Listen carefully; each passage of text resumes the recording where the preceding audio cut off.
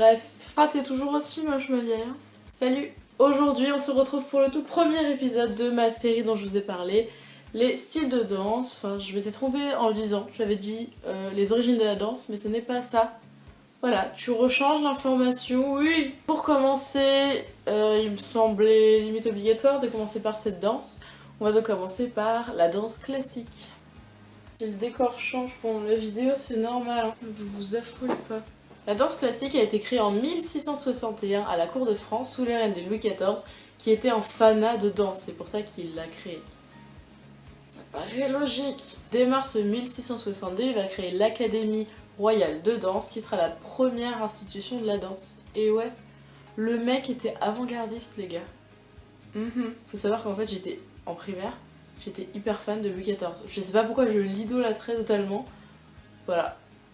Confession intime. À cette époque, le vocabulaire de la danse, donc les pas, les enchaînements, etc., vont être proposés par les maîtres à danser. Mais Julie, qu'est-ce que les maîtres à danser? Eh bien, les maîtres à danser, ce sont des professionnels qui, jusqu'au 19e siècle, vont enseigner la danse à travers de la technique, leur répertoire, des cours de maintien et des cours de bonne manière. Parce que oui, en fait, le but de la danse classique, c'est de s'élever vers le ciel, vers Dieu.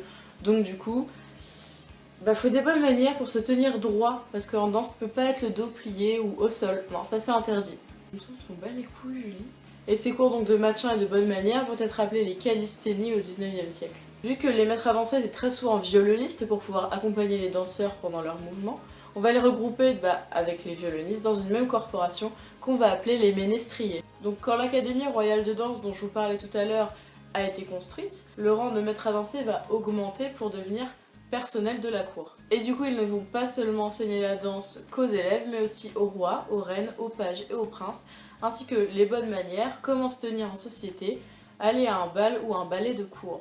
Parce que c'est dans ces événements que les personnalités en fait se montraient, et du coup il fallait vraiment se tenir très droit comme dans la danse classique, c'est pour ça qu'ils vont leur enseigner. Les pointes vont faire leur apparition dès 1823 avec Amalia Brugnoli, une danseuse italienne née à Milan. Et à la même époque, en France, ce sera une danseuse parisienne, Geneviève Gosselin, qui va faire de même et importer les pointes en France. Les spectacles de danse sont appelés les ballets et sont dansés par des ballerines. Je vous préviens d'avance, les gars. Je ne referai pas la blague avec les chaussures, lol, les ballerines. Je l'ai déjà faite dans une autre vidéo, donc non, je suis désolée de vous décevoir, mais je ne la referai pas.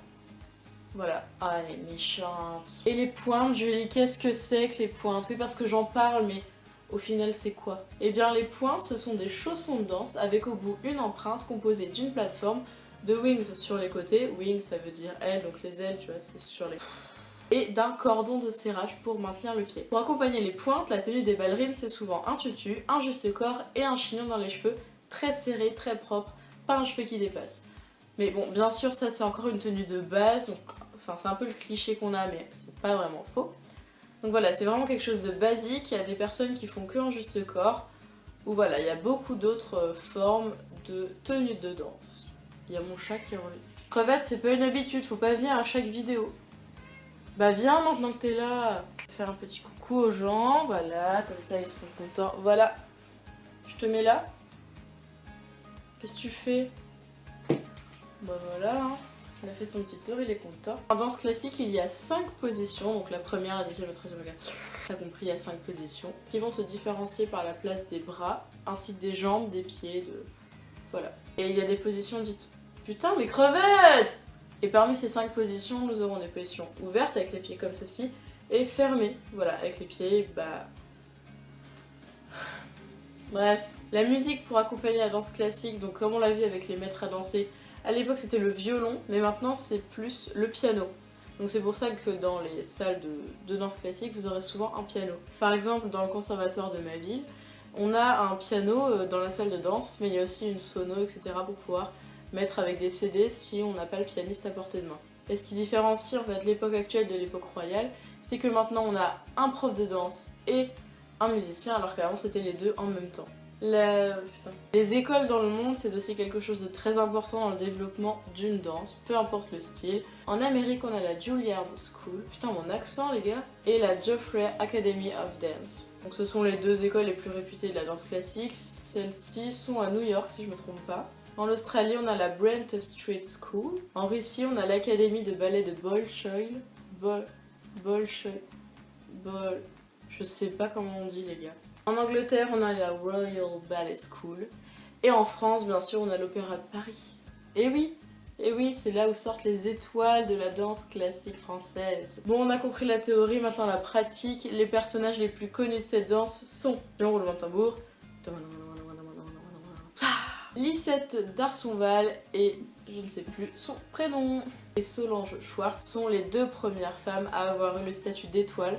Donc elle est sortie de l'Opéra de Paris en fait, en 1940. Serge Peretti sera quelques années plus tard le premier homme à recevoir ce titre. Sylvie Guillem est aussi très connue en danse classique. Et pour finir, dans les hommes, on a aussi Václav Vichinsky. On va passer aux pièces et aux ballets les plus connus pour finir.